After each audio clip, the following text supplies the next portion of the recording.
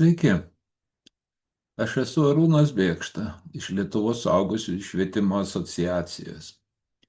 Pereikime prie antrojo modulio, kuriame aptarsime kritiškai mąstančio žmogaus portretą.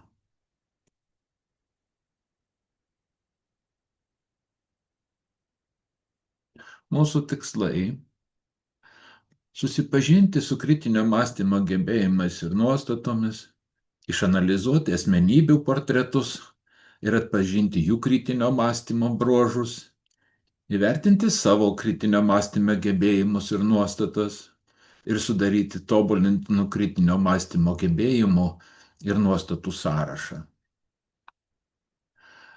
Mes tikimės, kad modulio pabaigoje jūs gebėsite įvardinti kritinio mąstymo gebėjimus ir nuostatas, suvokti jų skirtumus ir sąsajas, pritaikyti įgytas žinias apie kritinio mąstymo gebėjimus ir nuostatas, atliekant praktinės užduotis, susijęti jas su asmeninė patirtimi, reflektuoti asmeninius gebėjimus ir nuostatas ir priimti sprendimus dėl asmeninio gebėjimo. Sėkmės!